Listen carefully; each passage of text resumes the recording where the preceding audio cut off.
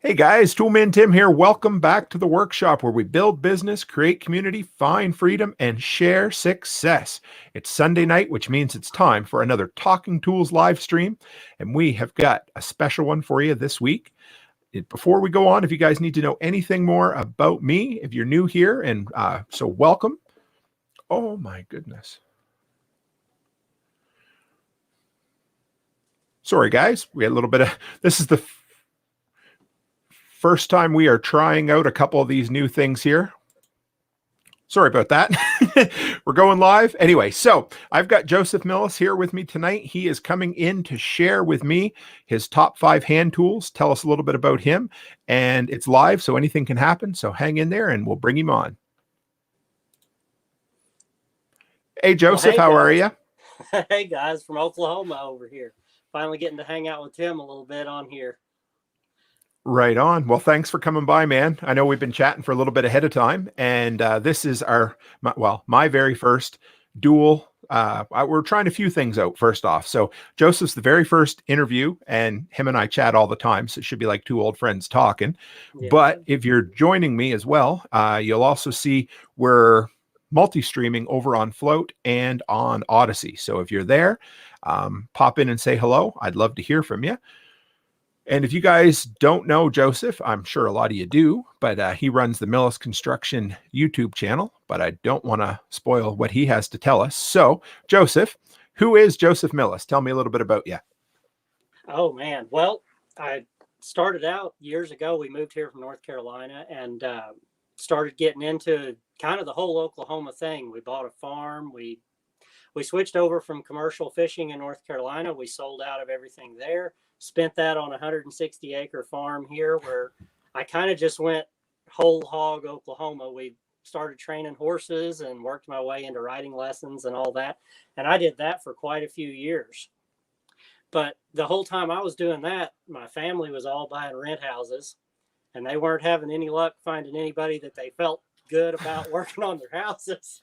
So they were trying to get me to do that the whole time. And eventually they pretty well succeeded, I would say, as that's most of what I do now, between that and then working for outside customers too.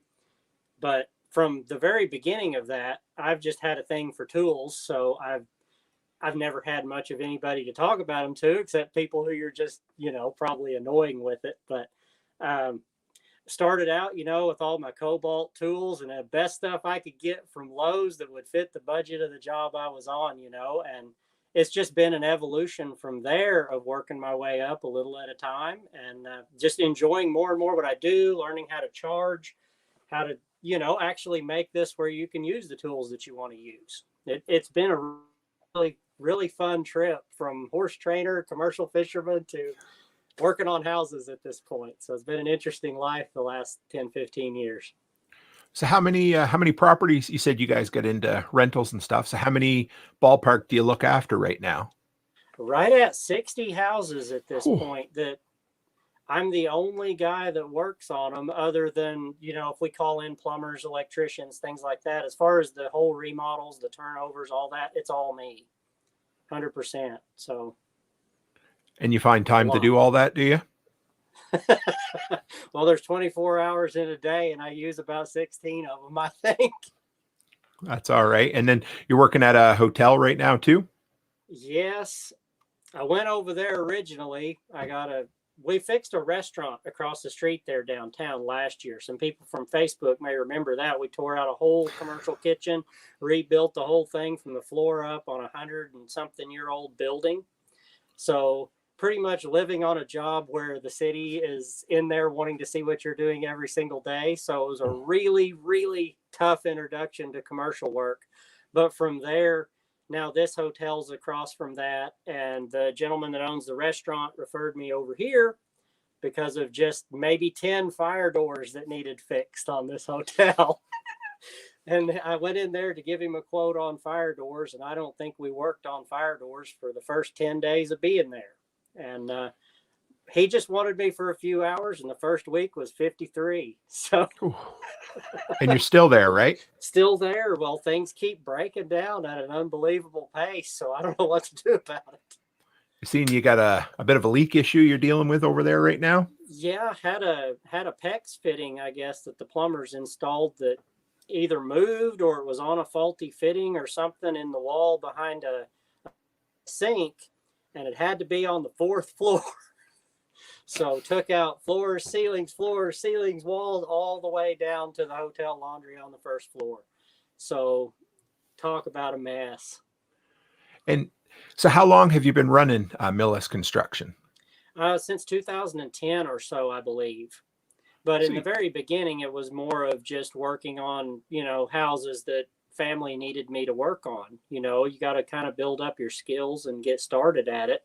Mm-hmm. I was coming right off of teaching people how to ride horses, so it isn't quite exactly the same area.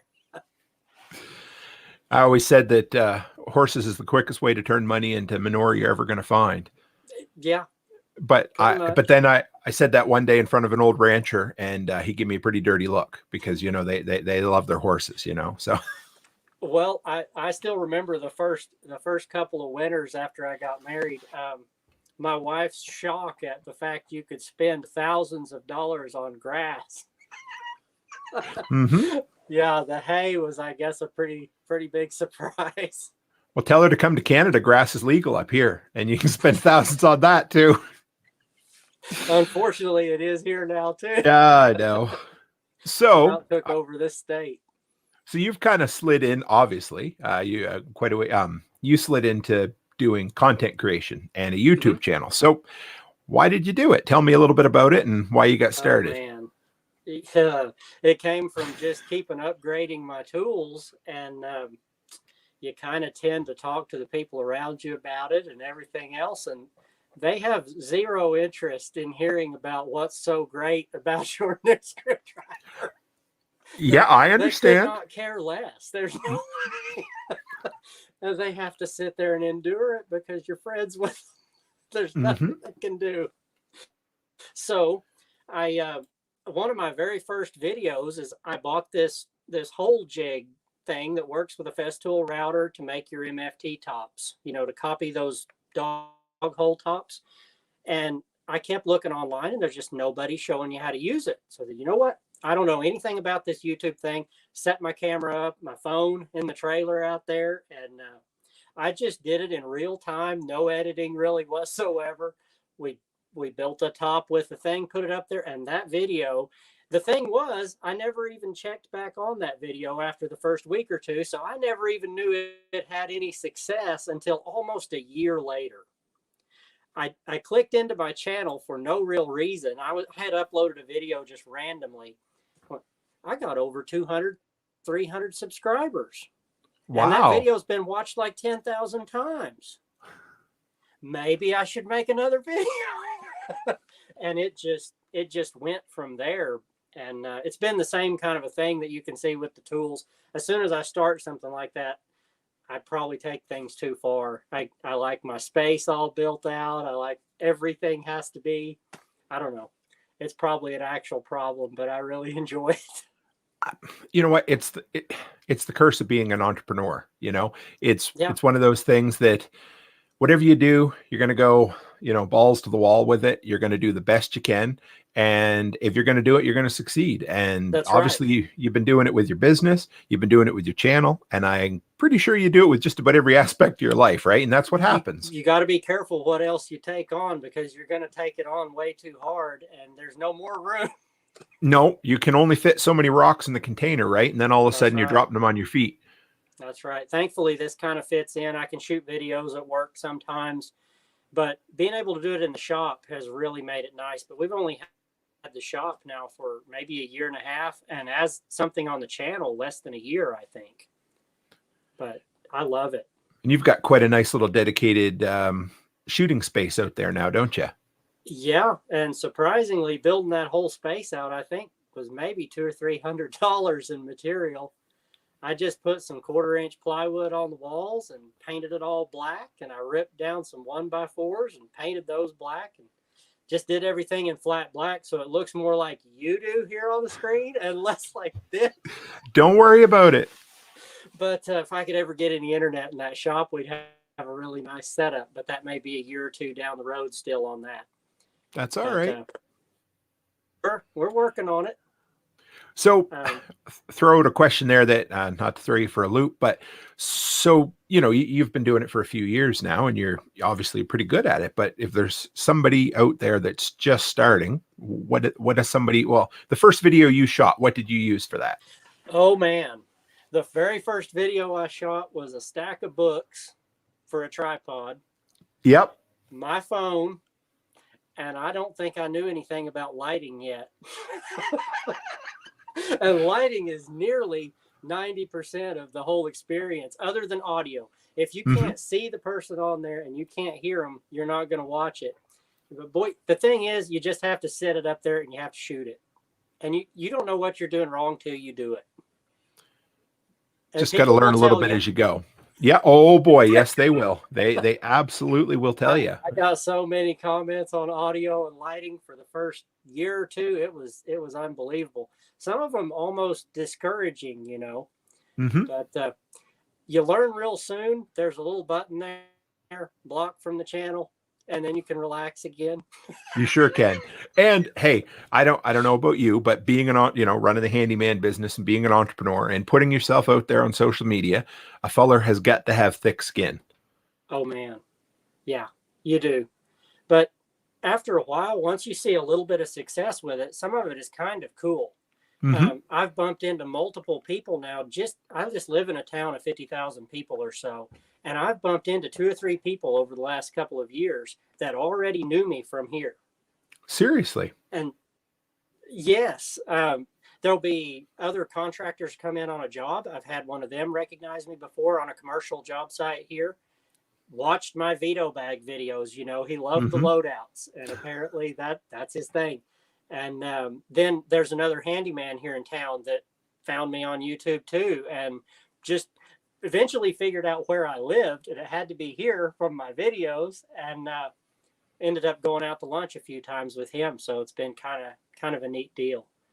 That's cool. I was trying to think the other day how you and I first met, and I would it have been off of the Handyman Facebook Most likely page? from the Handyman Journey. Yeah, you were posting links to maybe how-to videos. This may have been that long ago, and I was just really starting too. I may have had 300 or 400 subscribers, if that, and I said, man, there's somebody else doing YouTube. But I've always had this thing where if there's other small YouTubers that are in this niche kind of that we're in, I want to talk to them. I want to tell them what I know, and if some of them, if I've got any, microphones that I'm not using now, if I've got a couple little tripods, whatever, I'll just ship them out to them, get started. That's it, right? One foot in front of the other. Like, how often do you get questions from people? Hey, how do I become a YouTuber? Or what do I do to get started? Usually not in comments on videos. People are a little, I guess, they don't want to do that. But I'll get messages, Instagram or Facebook Messenger usually on that, and it'll just be a random person that maybe I don't even know, but they've been a subscriber forever and they think they know me, so we just hit it right off usually, and it's great. But that's the whole key, is you got to set up that camera and you got to start shooting, otherwise you're never going to do it. Absolutely. So what kind of jobs do you do with Millis Construction then? We'll jump back over there a little. Oh man. Well, we can have everything from cleaning out the nastiest rent house that you'd never want to see to, this commercial work and rebuilding the whole kitchen and stuff like that. So it's literally pretty well everything. I might be cleaning out a kitchen. I might be cleaning out a fridge one day that you really don't even want to open. And the next day we might be, dressed up and working in a hotel lobby or a restaurant here in town, something like that. But I love every bit of it. And the real allure to this whole job for me has been that it's different every day. I love the different stuff. I don't do well doing the exact same thing all the time. It's just been kind of who I am that way. I don't know. I have to be doing new things all the time. I have to be learning and challenging myself, I guess would be more the way to put it there. But if I'm not challenged, I'll get bored with it and I'll do something different. Again, I think that's back to the entrepreneurial mindset, man. Like that is 100%. That's what that is. And I think that's what's fun about being a handyman is, boy, there's no end to the levels you can take your business, That's the levels right. you can take your work, and you can just there's always something new. You know what I It's the mean? same Like, thing.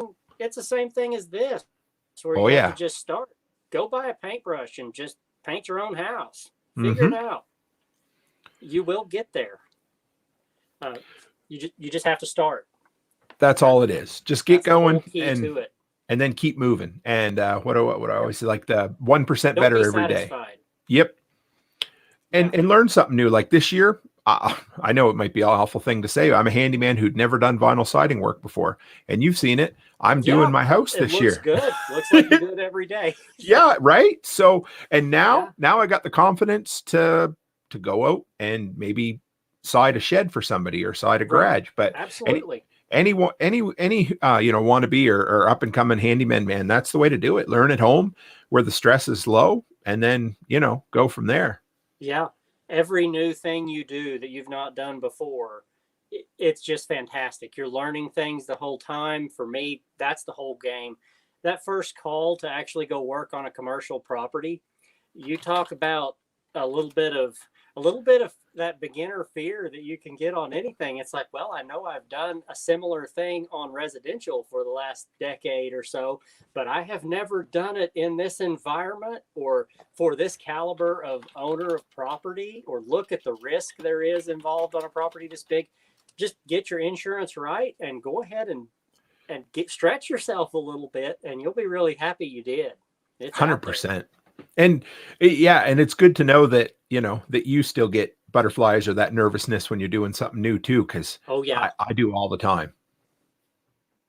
But absolutely. I don't think that goes away. no, and I guess that's good. Hey, I guess if it did, maybe we wouldn't care anymore, right? Or we wouldn't be too, I Right. don't You'd know. end up But stuck right where you're at. You'll and just that keep would be doing it. what keeps you comfortable. You got to keep going. So you said But your wife, she gets tired of hearing you talk about tools like mine does she? well, I'm sure she wouldn't say that, but yeah. Yeah, yeah. No, mine wouldn't either. I mean, maybe subconsciously or like, honey, go start a YouTube channel, right? Well, But let's see. If the conversation changes direction more than twice, maybe in there, and it wasn't your decision to change it, they probably are not that into it. so yeah, talking about tools and whatnot then. So what are some of your favorite brands, the ones that you like to annoy your wife with a little bit when you're chatting about them? Oh man, I've got a few. Lately, it looks like the channel's about half turned into a Vera channel. Those tools from Germany that are made in Czech Republic. I had a screwdriver one this last week with this that came out, I guess, on Thursday, Friday, something like that. But this brand, apparently, people love to see these tools, and I love to use them. So they've kind of taken off on the channel. But man, last week, a couple weeks ago, I did one on the PB Swiss stuff. I bought Chris here on my channel. I don't know if he's in here watching or not. Is that Chris Dixon? Chris Fife. Okay. From my channel. He comments on a lot of Vera stuff and everything else, and he'll always say, "You got to try PB Swiss. You got to try PB Swiss." So he recommended the tool lady to go get these from, and I just went, if I'm going to try a new brand, I'm going to try it all the way. So I made an order and I slept on it. And I made another order, and the end of the next day, I'd made a third order, and she put them all in one box and sent them all over. Nice. But those there, and obviously Knipex. I'm very into Knipex, and they've been nice enough that they've sent the channel, boxes of tools now a few times. So that to me has been one of the most exciting levels to finally reach with this, where they'll actually send you stuff, and you found that out, with Diablo blades and things like that over there. When they send you stuff, it's like a great way to make content that you didn't have to buy an item to talk about. Man, I got a whole bunch built in coming up down the road, but I bet. I know you've introduced me to a ton. And I was going to say, Ted, he's a viewer on both our channel, my channel and yours. And he's always telling me how you talk him into buying really expensive stuff, and you've got good taste. I know. He did tell me last week, though, that I talked him into buying the cheapest tool that I've ever talked him into buying. And what one was that? That was the Tajima chalk line. Tajima's kind of on the channel with me now too, and I carry Mm-hmm. their tapes now. Usually carry the Fast Cap Pro Carpenter. That's been kind of my go-to for a long time. These ones that you can actually just write on with a pencil and then rub it off with your finger. So if you're working, you know, up on the ceiling or whatever, you can write your crown measurements down right on here. And then when you get to the saw and you go, was that 5/8 or 7/8? You can look right there on your tape and you have it.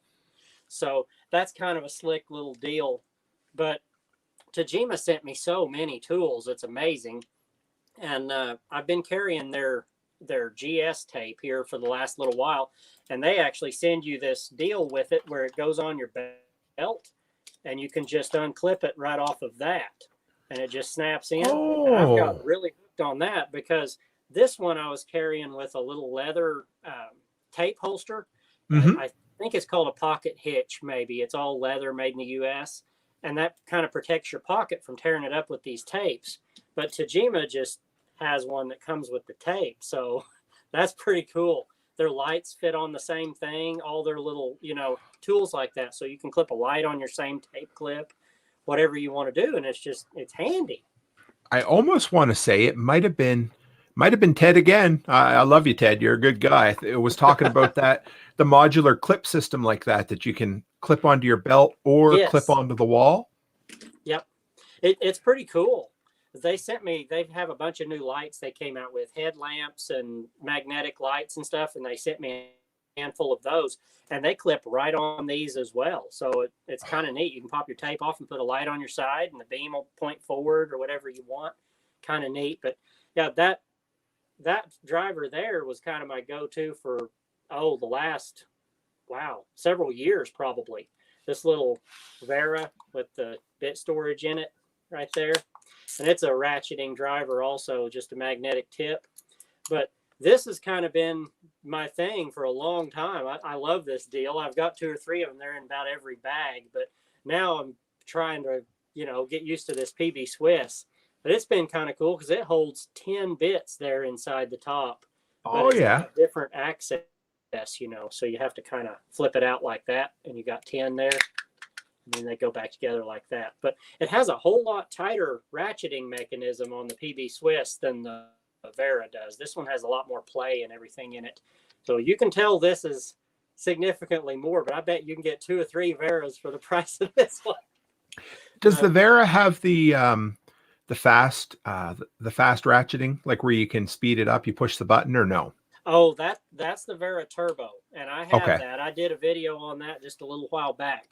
The only issue with the Vera Turbo is it won't really tighten something down, like to torque it down. Mm-hmm. The speed will run it all the way down real quick for you, and then you have to push the button and take it off of speed to do that final tight, or your first loosen before you speed it up. It's really handy, if you have those outlets that you have to put an extension screw on. It's like, you know what I'm talking about. You get carpal tunnel. Yep. Yeah, you can get in there and avoid the carpal tunnel. Yeah, but about everybody will say, well, why don't you just grab your impact and zip it down? And well, I don't know. I'm all into hand tools, maybe too far. I just love them. So, well, if you like me, sometimes I get a little carried away with the impact and I go in a little too far, and all of a sudden, and so sometimes it's easier to finish them up, But Ted said that it's a Tough Built Clip Tech, the system that offers that. So anybody's interested, because I got to pick some of that up down the road because I love that modular stuff. But gotcha. It's pretty neat. You said Tajima, and they have the clip-on lights too, do they? Did you say? That's the tape. I've been wearing this tape ever since it came in. This one's got metric and imperial. Got to have some freedom units on there along with those others. What's that? What is that? What is that metric stuff? I don't use that. I don't know. I don't know. It's from up there, wherever you're from. I know. We've got. Do you ever use imperial up there? Or imperial or metric? Imperial. Oh, everything. Like really? I measure everything. Like when I cut my boards, they're all feet and inches. If I go to the doctor, I'm in pounds. But I did a 1 minute video. I'll have to show you sometime. But your roads are in kilometers. They are, yeah. Okay. And yeah, so we've got this weird hybrid system that makes less than 0 cents. That's worse than here. It is. At least you guys know, I mean, I might not be able to tell how many feet's in a mile, but at least you know, right? And up here, we can't make up our mind. Like you can go to the liquor store and you can get a quart of something that's 750 milliliters. And some people will say one thing, some will say the other. So Yeah. yeah. Yeah, that's just confusing. But with using so much Festool and everything, having a tape that does both is kind of something I have to do. I do miss my little writing spot on these. That would be really cool if Tajima would do something like that. I don't know if FastCap has that, because you can take your pencil there and you can just write on your tape. Oh, I like, yeah. And then you just hit it and you can just take it right off with your finger, just like that. And you're back to ready to write again, your next measurement. When I'm up the top of the ladder, sometimes in a pinch, Fat Maxes are big enough. They got some big yellow spots on the back there. I write them in with a pencil because I don't know, like you're up the top of a 24-foot ladder, you take a measurement, you get to the bottom. What in the hell was that measurement? So yeah. That's true. But that's just handy. It goes up there with you. But this whole system of clipping your tape on, I've gotten really hooked on that this last couple of months. Well, I'm gonna have to check that out. And you don't have to worry. Somebody gets your tape. This thing won't fit on a belt. No it good has its own little cleat. So if you don't have that, you're not using it. They'll put Bluetooth tracking in it pretty soon, so you can disable your tape measure too, right? You're gonna need a light too.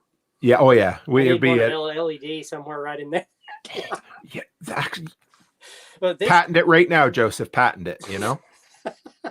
With these block lauder pants that I wear too, these little Pica pencils, they're kind of one of my go-to deals. They live right in my pencil pocket on here, and they're kind of like the tape in that this sleeve stays in my pocket all the time. It has those really aggressive clips here on the side, so when you pull your pencil out, you just take your pencil out, and this little protector stays in there. And you're never trying to, get your lead out or anything. It's already good to go. So kind of. You ever see the YouTuber Silver Symbol? He does a lot of. He's a real big one. He does a lot of battery powered generator stuff. But he had that pencil on there a little while ago, and it blew me away. I've been looking, and I see. Of course, being north of the border, some things aren't available as easily as others, right? So I go on Amazon, and it was like $75 plus $50 shipping or something insane like that. Oh, it was because it was coming from the States, but whatever. Oh man.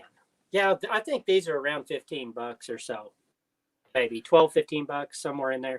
I got to pick them. And they have, they got Sharpie inserts for those too, or something similar. They do. There's whole sets of them. I've done a few videos on them. They have kits in little book like folders that'll have all your different colors of Pica markers, especially like the white ones. The white ones are super handy when you get a hold of something black or dark colored. You can make all your marks with a white pencil, and it's pretty handy. But they have a little sharpener right in the bottom, so you just sharpen your lead right there too. Oh, just right. Well, if I can I got to get used to doing this on an iPad. Sorry. Yeah, sharpener right there. Oh, that's cool. You can just pop your deal in there and just sharpen your lead. Tools with Souls. He said, to think I always kept a small notebook in my belt. Like, how old fashioned is that? I mean, come on, right on your tape measure, right? So, well, if you're doing whole rooms, sometimes it's nice to measure. And I guess, but now we use Apple Notes, I think. Yeah. Oh yeah. Collaborated Apple Notes. And I love my, my little, Bosch room measurer, the digital one, two snaps. And then what I do instead of writing it down, I take a picture with my phone in the room. So I know what room it is. Then I go to the next one. Just done. Right. I love that. You can just pull it right up there on markup on your phone, or now on the iPad here is great with the pencil. And wherever you took that measurement, just write it right down that wall. That's that baseboard there, and you have it all when you walk out of the room. It's crazy neat stuff. I remember working at a hardware store. I remember the first time somebody came in with a digital camera. This is going to make me old, makes me sound old, but I was over in the plumbing section and they're like, I need this piece and this piece. I'm like, and I couldn't figure it out. I didn't have a clue what they meant. And he's like, wait a minute, I'll show you. And he pulls out the digital camera. This is before phones even had cameras on it. He's like, look, and he zooms in. I said, this is going to change everything. But I'm also the guy who said nothing would ever get any better than the fax machine either. Right. So I don't know. Can't hardly find anybody that has one anymore. Ain't that the truth, But so besides I brought you on. Oh, go ahead. Sorry. Got to carry one of those too. What do you got there? What is that? That's the Milwaukee Inksol. Oh, One of those. They're like a Sharpie, but just a little bit better. They'll kind of. they'll write, when things are dirty, wet, whatever, and they hold up just really well. They're like a buck. They're Yes, not a sir. big deal, but yeah, that's my go-to marker. So I've got my Pika and that for my markers that just live in my pocket all the time. But yeah, what were you gonna say? Oh, I was just, yeah. So we brought you on, of course. I mean, we'll talk about tools all night, and you and I know when we get talking, we talk. But but the reason I brought you on was to share your top 5 hand tools. Plus, I Yeah. think you have a bonus too. So why don't you start? Tell me whatever you want to start with. Okay, well, that's kind of some of the ones we've been doing here because I wear these block loader pants, and I almost ought to call them a tool at this point because, man, once I ordered a pair of their heavier X1600s that, Hmm. they're great in the wintertime and all, but they are a little heavy. So I moved on to their lighter weight styles, and they're about half the price too for the lightweight ones. So kind of a easier thing to get into in the summer. But they have all my little pockets in the side, and I've got a video you can go see over on the channel if you want to see how these work. I'm not going to stand up and turn this into a different kind of video. We'll start getting super chats for that, won't we? Oh boy. Tell you what, but they've got the perfect pockets for all of this stuff. There's 2 pencil pockets on each leg, and they have notches down them. So if you still are old school and you carry one of those yellow pencils that you keep sharpening until it's nothing left, you can keep moving it down the side of that pocket, and you can use it right down to a couple inches long.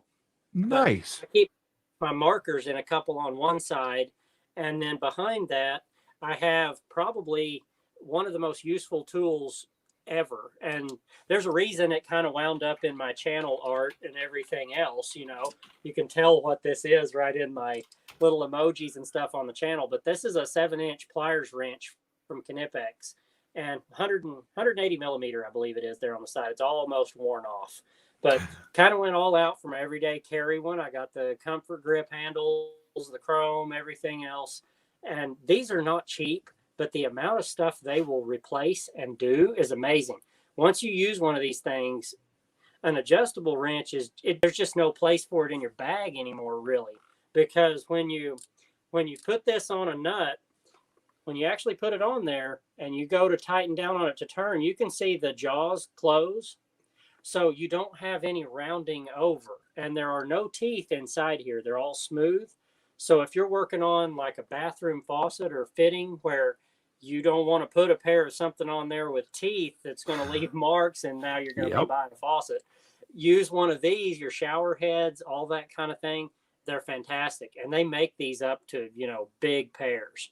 But if I was to tell anybody the first one of their German tools that they should ever buy, it would probably be a pliers wrench, because I don't know how you live without one once you have one. They're too perfect. But you can start with one that has the slimmer handles. They have ones with just plastic grip, ones with, more the mechanic style, the grippy handle here. But I like these. And when you get on a nut like that too, you can see, look how close these handles are together too. Now, a lot of those things you'll have handles that are all open like this, and you're trying to get, good leverage on it, and you can't. When these get together like that on a nut, and they do that at pretty well any setting of the wrench. So you can get on that and get some legit pressure on a nut and make that thing turn. So these are my pocket ones, a little 7-inch, but in my bags, I've got, at least 2 pairs of 10-inch in each one of my main bags, like my electrical, my plumbing bag, and all that. And I kind of have a setup for each thing. These are they kind of have to be my top 5 because they live on me every single day, and I don't think I use anything else more than this. But besides this, I still have to say it's this, but even though I'm using this all the time, I've ran this one for several years. So, and I think this is around $41 or so, right around a $40 screwdriver. But for a really nice quality ratcheting driver, it's really not that bad. And it fits all your normal stuff. You can stick your little DeWalt bits in here if you insist on not using a German bit. That's your decision. Now, when you put that online, you might get a two, like I do occasionally. If I pop this open, and you can see there are GRK bits in there out of the screw boxes. Whatever. You have to work in the tools that you have on the job every day. but that is just a fantastic one to start with right here. And you can say that an impact driver and all that is something you need every day too, but there's nothing you use more than a screwdriver and a wrench. If you got those two tools right there, it's amazing how many jobs you can walk in without any tools except those two, and you can make some good money with those two tools right there. So do I dare ask what those Nipex kind of ballpark for? If I just guessed right here, I'm going to say in the $70 range. Okay. For those. So they're not horrible, but all of that depends on whether you're getting chrome finish or whatever. If you buy the low of it, it's going to work the exact same way. This is just when you know what you want to have in your pocket every day. You don't have to have these for every pair you have, but even the slimmer handles are nicer in your tool bags, I think, even than these. I buy a lot of the slim handles now. Just they don't take up as much room as these big comfort grips. But these get used on things they should not be used on all the time because they're right here in my pocket. There's no reason you should have this on that nut right there. Right. But I have. Sure. I have stood on these to break stuff loose before. So it can be done and they're not broken. So obviously they're still. But between those two, if you have to start with two tools that are nice, if you're going to buy your first two quality tools, I would get a set like that right there. And, there's a lot of other ratcheting brands. There's Roll Gear and all these others that people like, but these are solid for me. And I don't think anybody argues with a Knipex pliers wrench at this point. I don't know anybody that can try to tell you that a adjustable wrench can beat this. There's no. And they're pretty much a buy it for life, aren't they? Like, I mean, they should last a long they have time. a lifetime warranty as well. Okay. So, if you have that kind of an issue, if you buy from somewhere like KC Tool, and there's links to that over on my channel that you can go click on if you don't know how to get to KC Tool yet, but they've got all of this stuff and they will handle your warranties for you usually right through them. They're an awesome company. Nice. Might cost you just a few dollars more than Amazon to buy from them, but you're also getting a little more help with your orders. And if you ever break something, get with them, Okay. And I'll have, for everybody else too, I'll have Joseph's links to all his top 5 here at the end. Once the live streams, when they re-upload, they take a little while to process afterwards. It'll all be in there for you. So now we all have one of these in our pocket these days, right? Yep. We all know what that one is, don't we? And this is not a fancy German anything. This is just one from Lowe's that looked kind of cool the other day, and I grabbed it. But I've carried the Linux Golds for the last several years. They've kind of been my go-to. I like one that folds up to go in my pocket. It's just my thing. I like that little compact size. And these pants have a little pocket with Velcro that is exactly this size. And so these little folding razor blades go right in there. But any of these, the Linux Golds are fantastic. If you go with the better Linux version, it has blade storage in here, and it will even have a Phillips and a number 2 square that will flip out on the back end. And man, if you're not carrying one of those Veras already, then you've got it right there. And what I've really found that useful for is when you're up painting. You'll be up on somebody's soffit or something, and there'll be cable clamps from the TV company. And in a pinch, you can go ahead and back that thing out instead of having to get down and go get a screwdriver. It's not your screwdriver, but it will get it done. And that's cool. Having it in your pocket. This one does not have that. This is just a Fiskars that, I don't know. It's kind of neat because it has the rapid open with your hand there. You can just flick it open. So I had to try one. Pretty comfortable. Had a lot of sheetrock to cut. It is what it is. But get one of these. You have to have one nowadays. You have an instantly sharp knife anywhere you are. And you need this to open your German tools when you get them. So ain't that the truth? I use the Milwaukee Fastback, and I love that thing. And they've got a new updated one as well with I think it's got a Phillips bit on it, and it looks it's pretty good, I think. And I need to go pick one up from your link one of these days. I will. I'll do that. They keep. I need to you know try what? That one. Keep an eye out, because for whatever reason lately they've been putting them on about, I forget what the regular retail is, but they've been coming on for $9.99 about once every 2 weeks. So keep an eye out. I'll throw another video up when they show up probably, but if you guys really look for, if you're trying to get a few German tools, jump on that KC Tool Company website just for a second every day, run down to the bottom and click tool of the day. Sometimes stuff is half off or more. They'll have one tool each day. And if you can snag it on that day, you're doing really good. And if your order is $100 or more, it's like free shipping and a whole pack of German tool stickers. So you'll get all your cool little Vera stickers and all that good stuff to stick behind you on the wall, which I guess I need to get started at some point with a sticker wall. But well, I got my first official stickers the other day from Millis Construction down in the States. So I got to figure out what I'm going to do with them. Man, I think that lady did an amazing job drawing that little emoji. I couldn't believe how good that came out. And you got it from Fiverr, is that right? Where you got yours? Yeah, they're awesome. They did my logo too, and they're incredible. She drew that whole thing, color and perfect little cartoon character, just like I wanted, and it looks much like me, to be honest. And she did that for $30. So that's incredible. It's awesome. Anybody looking for somebody to get any inexpensive graphic work done, Fiverr's incredible, and they're great. Like, they're just awesome. And yeah, I saw Ted's comment there. I'm trying to at least follow along you guys' comments over here on my phone, because for some reason they don't load up here on my screen. But I see Ted's there that's all they ever do is just keep adding more and more TV cables to the side of the house. I've had to take down so many on a paint job. It's unbelievable. There'll be one cable left, maybe, and there might not even be that's any good anymore. They're all shot. The worst are when there's like 5 antennas on the roof too. These little satellite dishes. Oh, yes. They've got 2 for internet. They've got 3 for TV, and they're now on landline cable. I don't know why, but man, they never take a single one down, because once they unbolt them, the liability of all their holes in the roof and everything they've done, I guess, is so high. Well, with me re-siding the house, I cannot believe, you look at a house, you're like, there's not that much stuff there. And then I start taking a whole bunch, you got to strip the walls down to put the siding on. And I'm like, well, I don't need this cable box. I don't need this cable. What is this? Some kind of old radio wire? And then we're getting ready to do the roof, probably either late this fall or early next spring. And there must be, I think there's like 6 antennas. Of course, our house used to be a rental. And so, with rentals, you can just imagine how many. And we don't have DirecTV, we have Dish, and now we do that. And then by the time the next tenant, that satellite is out of date for DirecTV, so they need a new one.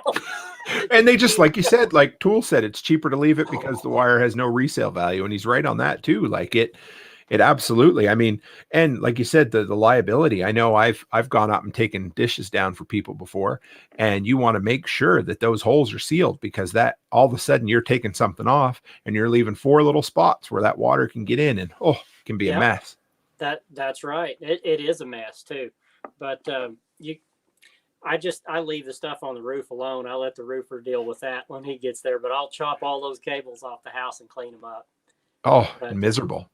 We occasionally get the lightning rod cables too. Have you seen those? They're big as your thumb. No. And are they copper, or what are they? They're the color of galvanized. They're probably aluminum or something like that, but it's very heavy stuff. And they might just be galvanized steel too. I don't know. But they put those balls with the big point on the roof, and then they have the big cables running down to the next ball and point. And they do that whole situation out here. Yeah, it's a lot of old farmhouses and stuff.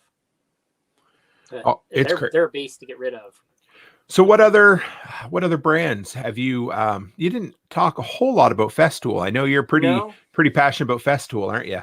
Oh man, I probably have most of what they make. Unfortunately, I got to go get set up tomorrow with the DeWalt or the Festool sanding system for drywall. I've got the Plane X with the cleaning vacuum and all to go with that. Their CT36 AC, I think it's called.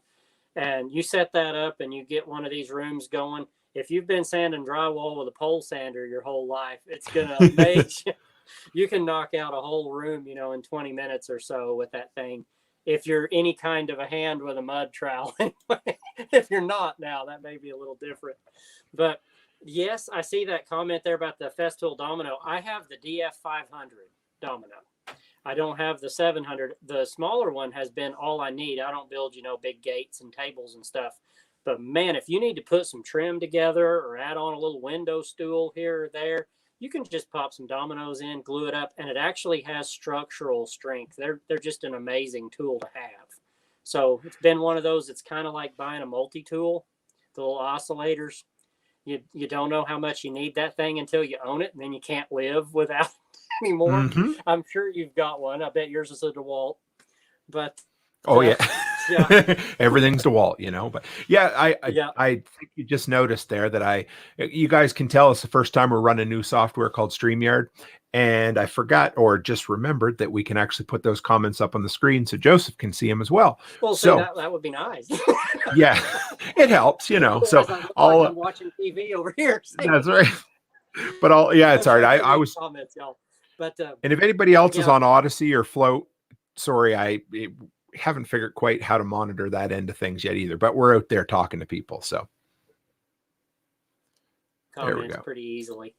But the whole Festool idea and everything they make, there's as many opinions about that as there is all the other German tools.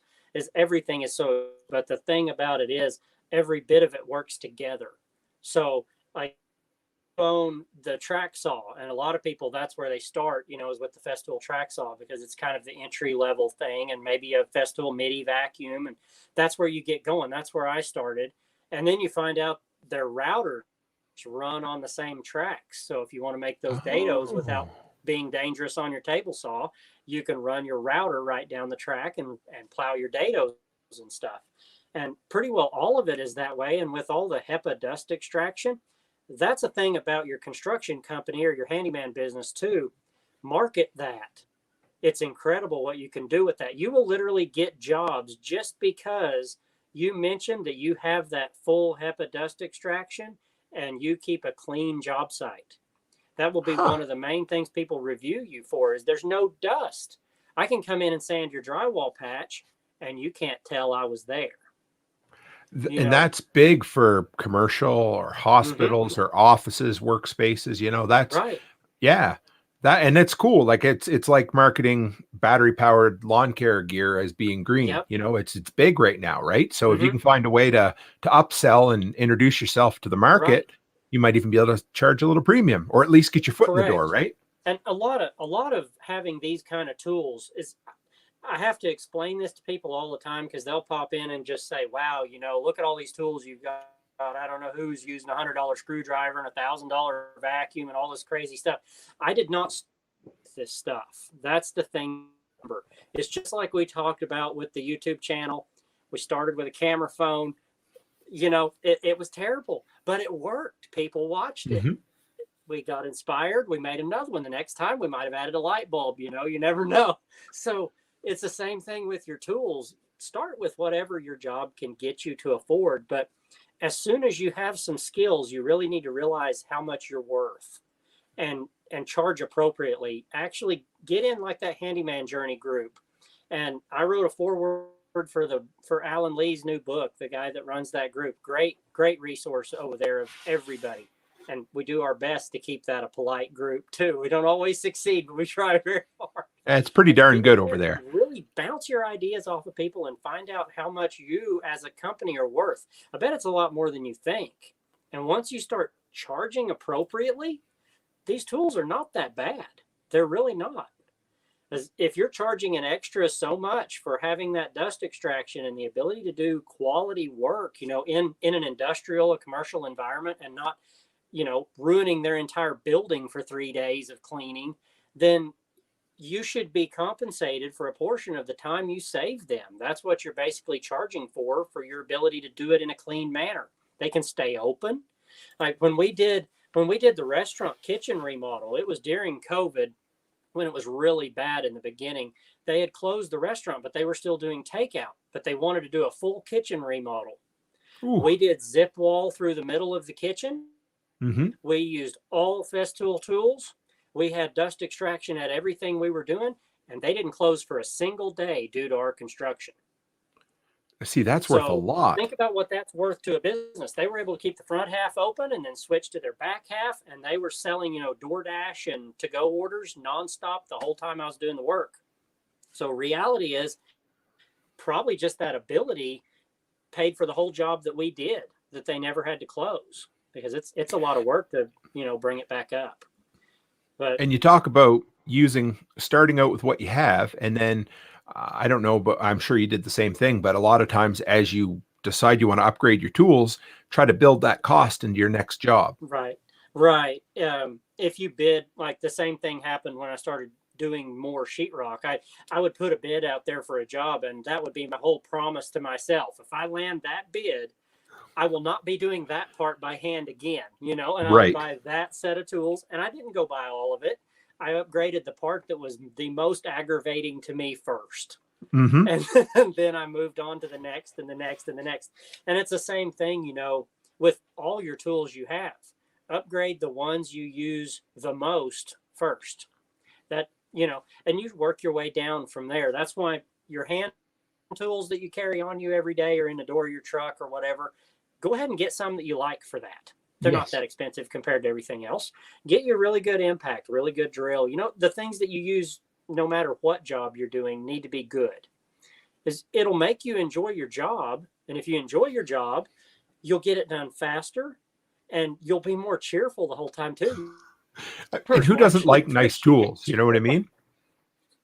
Oh yeah, absolutely. I've been accused that the whole reason I do this job is so I can buy the tools, but Hey, listen, I honestly, it's another outlet. My wife laughs with me all the time. She's like, you just started a YouTube channel so you can write off the cost of your tools. I'm like, I was already doing that with the handyman business, but now, hey, if I need an excuse to talk about tools, I'm good, Yeah. And that's a challenge when you're first starting, on YouTube too.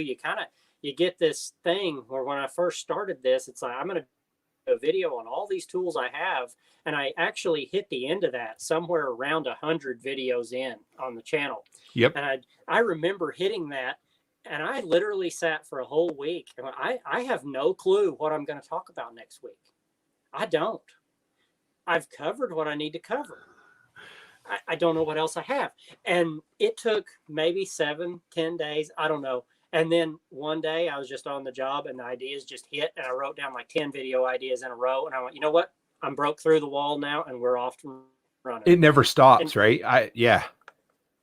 The whole thing is to just don't try to be perfect right to start with. Just do it. Mm-hmm. Perfect will come. It will. And people will let you know, but I was going to comment, and you've seen Tools comment up there, but he says people don't pay for what you do. They pay for what you know and the time you've invested to get there. And that's right, man, ain't that the truth though? Right. Mm-hmm. Like you start somewhere and you can go up, right? But it's that permanent argument about how much you charge per hour. And one person says that what you're charging is a total ripoff, and that you should only, charge up to this many dollars an hour. It's like, well, you probably know what that person is worth that's charging that. The person that's charging double that, you don't know. Maybe they have the equipment and the skills built up to do what you do in 2 hours in one. Yep. If that's true, they're not worth the same thing. That's just the way it is. And not only your skills, your tools too. We're here talking about tools. A lot of these tools, if you're still building your skills, having a tool that gives you a little bit of a confidence boost on a job can help a lot. Oh, and yeah, because it does the job better. So before you even start, you're going to get a better end product. It's like it's like if all you have is a jigsaw and you need to build cabinets, you're probably not in a real good spot, It's going to be a long week. It's going to be a long week, and they ain't going to look real good, But yep. And Chicken Hawk says, for your hunting cabin, you'll be just fine. Well, yeah. Chicken Hawk says he uses the same thought process for his DIY jobs around the house. Yes, it's the same thing. Because it can save you time, right? Anytime I know I don't need an excuse to buy a new tool, but buying a new tool can save you the time and can actually pay for itself pretty quick sometimes. Well, the sooner you realize that every minute of your life is valuable, you'll really start to realize what you need to be figuring out how to do as much as possible in the minutes that you have, so that you can actually enjoy the ones that you don't want to be at work. If you're not charging appropriately, and at the same time you're complaining that you're never off, there's a way to fix that. Absolutely. If you start charging, it kind of, a friend of mine here, he had a schedule where he was taking care of, like say 100 places, and he was charging a certain amount per stop. Well, he went up like 35% one year. Right. And Oh he yeah. lost maybe 20% of his customers. And he That's said, okay. you know what? I'm making more now, and now I'm off one day a week. Well, I had a There's handyman no that problem with messaged. that. Oh, well, I had one that messaged me a little while ago, and he asked like, "What am I doing with my pricing and stuff?" And I said, "Listen, I got to tell you, like this summer especially, I've tried to take Saturday, Sunday off every day, Mm-hmm. every week, and sometimes Fridays just to see. It doesn't always work, but that's okay. Anyway, but what I told him, I said, I would be happier bidding 2 jobs at $200 a piece and getting one of them than I Mm-hmm. would bid 2 jobs at $100 a piece and get both of them." Right. And if you can do that, I mean, I'm no, like, we're no experts. We've just learned as we've muddled along and learned as we go, right? That's right. But man, you're right. Your time is valuable. And if you're a little uncomfortable when you give your price and you think, okay, well, if I can get 50% of them at that price, you've doubled your worth right there. Mm-hmm. Yeah. And part of that is just realizing what you're worth. And if you sit down and actually put everything down on paper, your insurance, your tag, your titles, your tires, your fuel, everything that goes into running your business, it will shock you what it costs just to leave the house every day and head to work. You've already spent a set number before you leave. And once you know that, and then you add the amount you need to make to invest, because I hope you're going to retire someday, and nobody else is planning for that but you in this business. So you have to save for that. You have to have your savings as well. You've got to have your bills covered, your health insurances. You've got to have everything together. And that number that you come up with at the end of that is probably going to surprise you what you have to charge just to have a real job, basically what you'd make at a real job. So it's something that's really hard for most people to get a hold of in the beginning, and it's why so many businesses fail the first few years. Well, there's so many of those little expenses that creep up on you that you don't realize. This is true. I see that comment on the screen there. Absolutely. You don't do that. And about the health thing too, is some of these tools you're investing in, like the whole reason for me going with the HEPA dust extraction on drywall, as well as all my sawdust, having dust collection in the shop, run to everything, all this stuff, it comes down to your health as well. You're in there doing this, and how long do you want to live, and how much is the medical procedure going to cost? It's, I have the videos up about my saw stops. I have a big 3 horsepower saw stop as my main shop saw, and then I have a job site saw stop as well. And that came down to, I decided, it only takes one slip, no matter how good we are. And I don't work that good without a hand. I really don't. So hey, I sold building supplies for years in a hardware store, and it would scare you how many carpenters come in missing a digit. It's like, I bet you 20% of the contractors I dealt with were missing something. And man, that's scary. It is. And I think, though, the dust in the air at all of our job sites is probably less thought of by most people. And they'll throw on one of these 90 masks or something that is not doing the trick for the dust. And if you'd have these vacs that are collecting it at the tool and all this stuff, you're not only speeding up your job, you don't have all the cleaning, you're also not inhaling all this stuff the whole time. It's fantastic. It really is.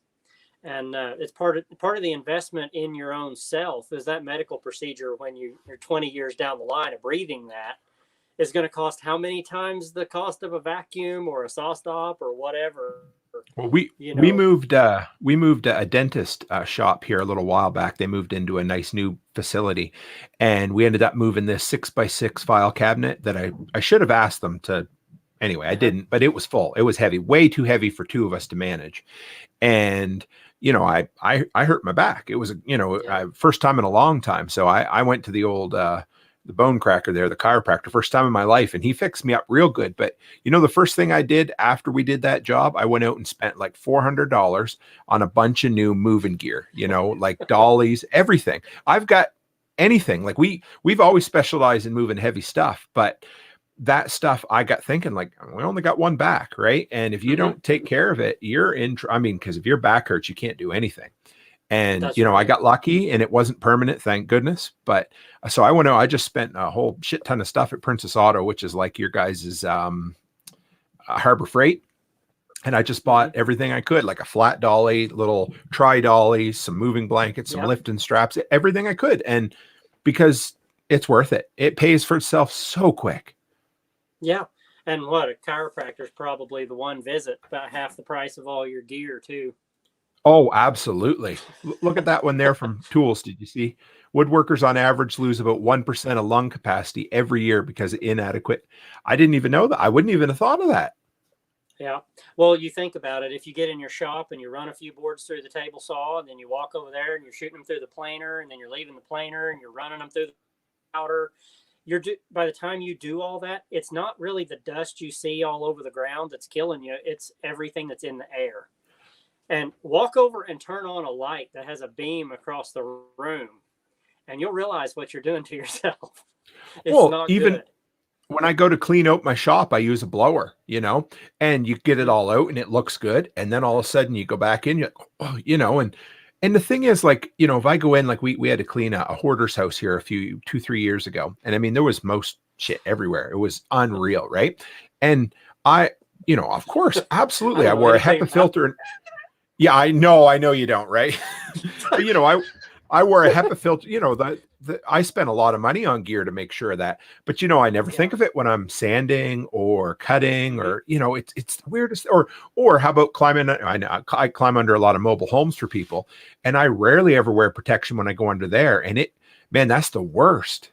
Yeah, the insulation up underneath, and it's usually completely shot or molded or who knows what Hmm. already, and everything you need to And get to is inside that. you have to move it. You always have to Yeah. disturb it every time you want to get started. And Yeah. you always think like, well, this little bit here, it won't be so bad. It's just one little job. But Hmm. man, it's going to add up. I know. Like I said, you only got one set of lungs, one That's back, right. one everything, right? So Yeah. So think yeah. about those things more as investments in speeding your jobs up. They're making you more money per hour. They're saving your health at the same time. When you put it all together, buying a nicer tool for a job you do regularly is usually very well worth it. At least in my experience, it has been. I seen you did a video a while back, and I know you're a big proponent of buying quality, but do you want to touch on that real quick about why quality maybe is more important than buying something inexpensive, or why expensive tools are worth it? Well, it's kind of a few of the things we were just going over, but also not having things that break on you on the job site too is really nice. Like you don't really have tool failures, and this doesn't really mean you have to have a ridiculously expensive tool. Like even DeWalt and whatever, I've maybe had one DeWalt ever quit on me, and I put them through the ringer. So Hmm. I can't say anything bad about them. Now I've just got a few Milwaukee's. I don't want to say too much about them, but I love the ones I have so far. And my Festool's kind of the same way. I mean, they have a few tools in there that whether or not the extra expense is really worth it is debatable. There's a few like that, and most people that have them will be honest about which ones you can probably go buy something else and get by just fine. But the ones that do the job, and see, people will go say how expensive Festool is, but they need to go look at Maffel if they really want to see something. Like if you think Festool track saws are expensive, go look at a Maffel. It's going to be double, nearly for the same saw, even than a Festool. But it's all relative as to where your company's at. And I don't run Maffel yet. Now I probably will at some point because you know me, I'm gonna have to try I, it. I do. Yes, yes, yes, absolutely. But that's the whole allure for me. As long as I can keep making the tools pay well enough by speeding up my jobs, giving out more quality work as I go, and quality tool thing. I don't have to run to the store because my Harbor Freight whatever broke. It's just the way it is. Now Harbor Freight's great for some stuff, like Yep. if you need just brute force items and moving blankets, like you said, a handful of Oh yeah. tarps, whatever. That they're there for a reason, or they're there for that tool you need today, and you don't know if you'll ever need it again. which for me is some of my automotive tools. I Oh, don't do yes. my own vehicle work. I do some of it. I'll do my brakes and all that. And so if I buy a tool for that kind of thing, I'm just going to buy it at Harbor Freight because I don't really care. I don't do it to make money. I don't need it to perform long term. So it is what it is. It's going to pay for itself in one hit anyway. So, Well, sure. And I and see. here, John's Oh, comment yeah, there. go Yeah. ahead. Yeah. That's that kind of that moment when you realize you left money on the table there, and you just have to not let it bother you when they say that. Just say, well, it's great for you guys. It's fantastic, and you needed to learn something there though. Make a mental note the next time you bid that type of work. Think on it just a minute longer. Maybe notice how long it took you the time before. Were you where you needed to be? Maybe the industry for that job has moved way beyond where your charging is, Mm-hmm. and you need to get adjusted for that. Not every job needs to pay the same thing per hour. No. So you can be low on things when you're bidding your normal rate and you don't even know it. Well, So and doing a little it market research happens. is worth it. Like Mm-hmm. we do a lot of moving, like house moves for people. And of course, I've been, I made the mistake of reading the 4-hour work week earlier this year, and the whole idea is to get more done in less time, right? Yeah. So I've been trying to quote jobs more and more through text, through pictures, through phone calls. Yeah. I don't want to go, So I asked the lady. I said, "Well, what do you have? Well, just give me a list of all your big furniture."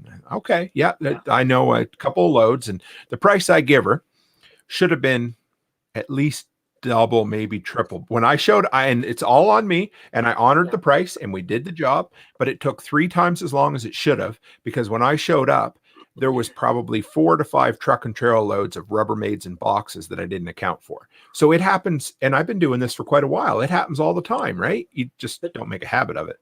The underbidding can really snowball on the job too, because not only usually you figure out within the first few hours that you probably undershot this job, and it kind of has a mental effect on you.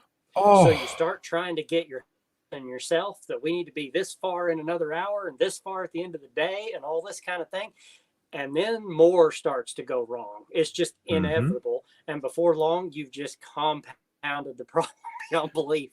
So the underbidding is not just underbidding, it is a mental problem throughout that job, at least for me. I don't know who else has that problem, but if I know I've underbid it once I start, it affects me a little bit. It takes the wind out of your sails. Do you know what I mean? Like when I show up and I see, okay, I know I got a job and this is going to be a good job and I'm going to make a good hourly wage of what I need. I'm happy with that. Man, you just hop and skip and you feel like a new man, and then, but when you show up like that moving job, from the second I showed up, I knew I was in trouble. And it's just like, you just feel like crap. You just know. You're like, I screwed up. I got to do it. But you just, because like I don't know, you're like me. Tomorrow for free. Yeah, I'm just, I'm just there, and yeah, Tool says quicksand, and it's like quicksand, you start running faster, and then you just work yourself into a bigger hole, and it just, like I said, takes the wind out of your sails, makes you feel bad, and because I don't know about you, but just about every day I go to work, I love my job. It's not like when I used to work for the man and I used to be miserable. I love going to work. I love getting up in the morning, but there's an occasion when you underbid a job that you're like, probably shouldn't have got to bed today, but it's okay. You just have to try to not let it affect you like that, because it hits me so bad. But yeah, Ted's comment there, that's kind of, and when you've got a tool you're fighting and you're fighting a job, especially if it's a job you don't like already. And this is kind of a technique that I use, and it's why I have all this tools for sheetrock that I talked about today. I've got all my level 5 stuff. Yeah, they sent me a hat, so I got a clean hat. How about that? But anyway, I ordered me some new skimming blades and all that stuff from them on this job and all the other stuff. And the reason for that is I absolutely hate sheetrock. I hate it. So I have all of the tools that make it as fast and easy as possible. And now that I have all of that, I'm getting where I kind of feel like I'm halfway decent at it at this point, I'm and not, you don't like, hate it quite as much over there. but, Mhm. but I'm pretty happy with it. So I can get it done and I can leave where everybody's happy. And that's kind of where I'm at with sheetrock right now. But I have the tools to get it done fast, regardless of how I am. And thanks there. I think the red hat is probably not helping with color on here.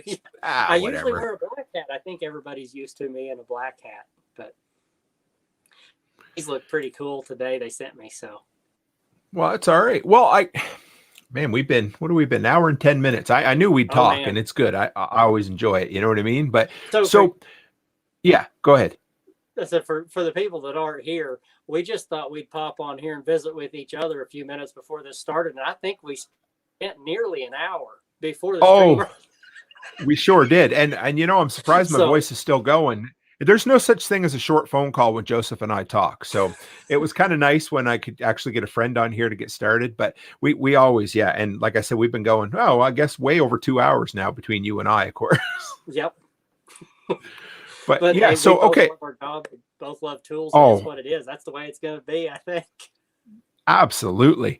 So how do people, I'm sure most everybody in here knows, but how do people find you? Where do they go? What are you up to? What do you, tell me where they can go to find you.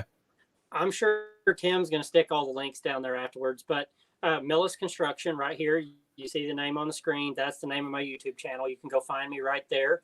If you want to see job site pictures and what I'm doing at work, it's on Instagram at Millis_construction. And as well as my Facebook. I will add work-related people to my Facebook if you want to see my stuff. But I have a business Facebook as well. And millisconstruction.tv is my website. And you can jump on there and it'll have a link right to the YouTube channel, Instagram, all of that right there. As well as these kind of snazzy stickers we talked about earlier are on there too, if you want something to stick on your toolbox and, all that good stuff. Hey, Todd, good to see you in there tonight. I didn't know you were going to join us. Todd here is like one of my main helpers here. Apparently he's watching the scene. But yeah, he's pretty fantastic. He's been working at the hotel with me all week. But, so he's the one that's got to put up with you on a regular basis. Yep, unfortunately he does, but he's great. He's in on it every day pretty well that he can hold up for. And just jump over there to the website, grab a link over. If you're here on YouTube, you can probably just click my name. I tried to say hi to everybody in the beginning down there, but I'll go ahead and drop another comment in there so you can click my name if you want to jump over. But yeah, perfect. Jump on over there. You got to really be into tools over there because that's pretty well what I talk about. I do a business video once in a while, but nothing like Tim here does. So if you're coming from my channel and you not only want good tools, you also want some good business content to help you get going and job ideas. He does more random for work than I've ever seen somebody do. So you need to follow him. Everything from snow to junk clean outs, moving. It's awesome. The videos, you never know which one's going to be next. So it's kind of fun to watch.